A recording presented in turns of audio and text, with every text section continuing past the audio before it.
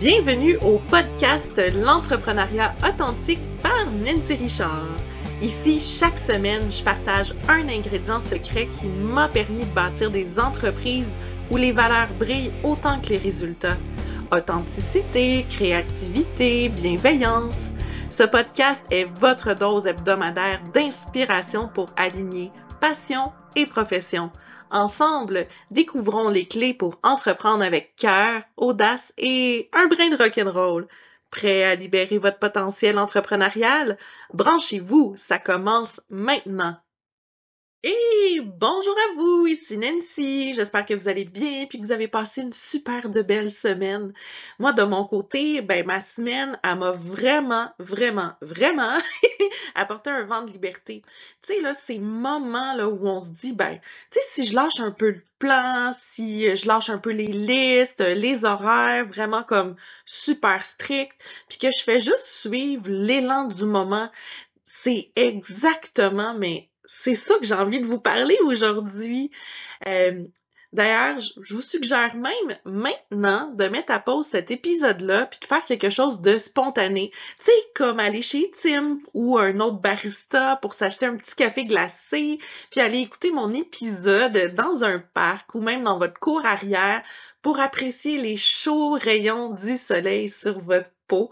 Alors, moi, c'est exactement ce que je vais faire. Fait que, ciao, je m'en vais! Mais non, je rigole. Je vous souhaite cordialement la bienvenue à cet épisode du podcast L'entrepreneuriat authentique. Et cette semaine, l'ingrédient clé, c'est la spontanéité. Là, je pense que vous l'avez pas mal deviné. Laissez-moi vraiment d'abord vous raconter une petite folie. Une des dernières folies que j'ai faites en fait.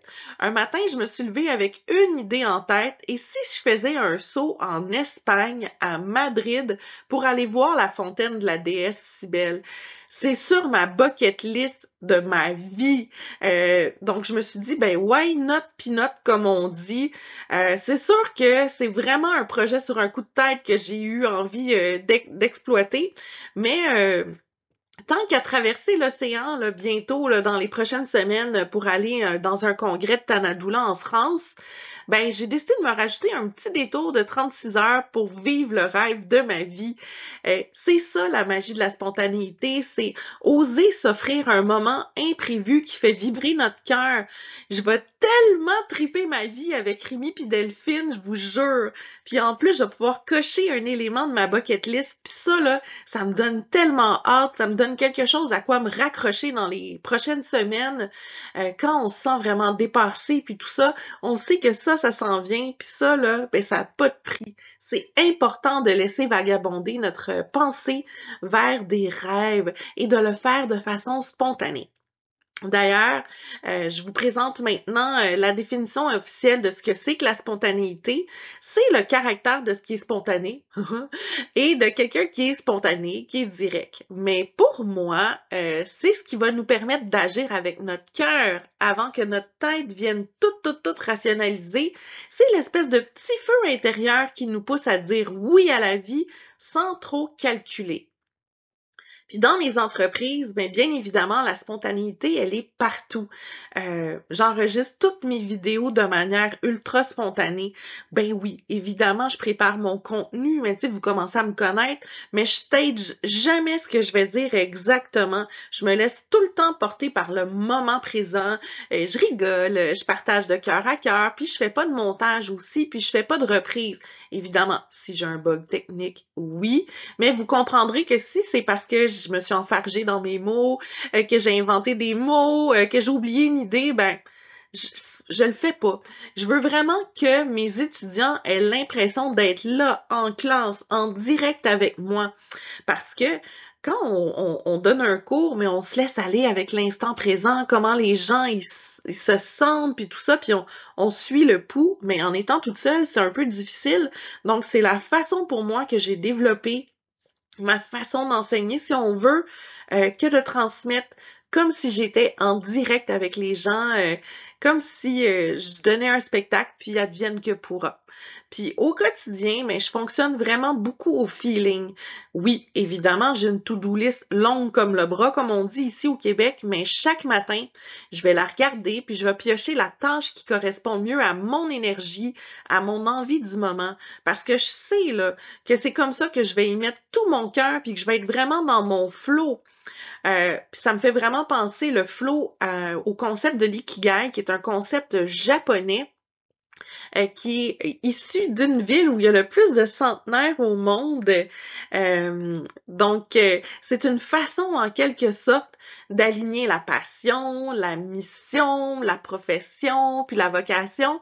Mais quand on est capable d'être aligné dans ces 4 sphères-là de notre vie, puis qu'on est capable de réellement suivre cet alignement-là, ben la spontanéité, elle devient naturelle et fluide, et c'est ça, être dans le flow.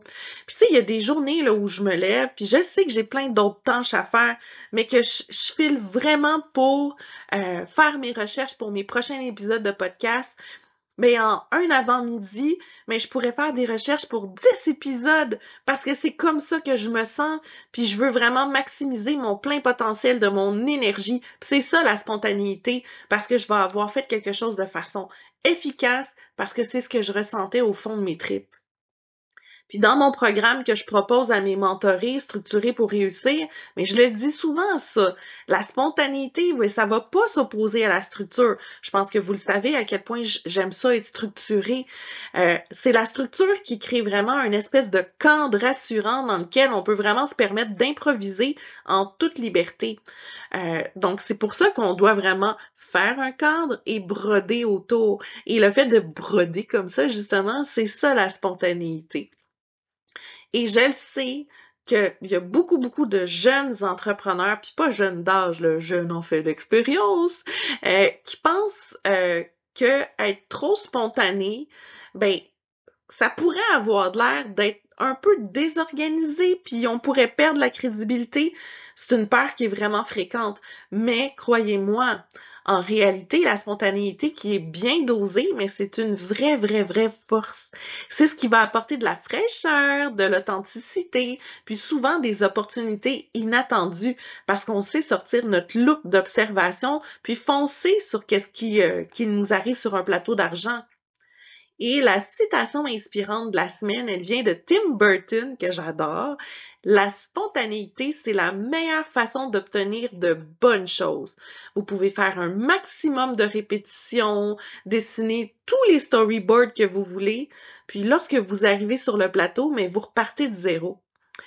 Moi, j'adore cette citation-là, parce qu'elle nous rappelle que peu importe combien on planifie, ben au final, c'est le moment présent qui compte. Et c'est dans cet instant qu'on trouve la magie! La semaine prochaine, mais je vais vous parler d'un autre ingrédient qui me tient vraiment à cœur, la transmission. Je pense que ça fait partie vraiment de ma mission de vie, de mon ADN en fait. Comment partager ce qu'on a de plus précieux en fait. Alors, j'espère que votre tasse de café ou de thé, ou si vous avez décidé d'opter pour mon petit truc de spontanéité et d'être sorti de la maison, peut-être que ça peut être une limonade, un thé glacé ou quoi que ce soit. Bref, peu importe ce que vous avez entre les mains, j'espère que c'est terminé. Moi, oui, il me reste quand même pas mal de glaçons dans le fond parce que moi, je me suis laissée aller avec un petit café glacé. J'espère que ce moment-là, ben, il vous aura bien refroidi, ouais. C'est le contraire. J'espère qu'il vous a réchauffé parce que moi, je suis refroidie, j'ai les mains gelées à force d'avoir gardé ma tasse dans mes mains. Alors, ben, je vous souhaite une merveilleuse semaine, puis on se retrouve bientôt. Ciao, ciao! Pour de plus amples informations concernant mes entreprises ou mes services, vous pouvez visiter mon site web nancy-richard.com.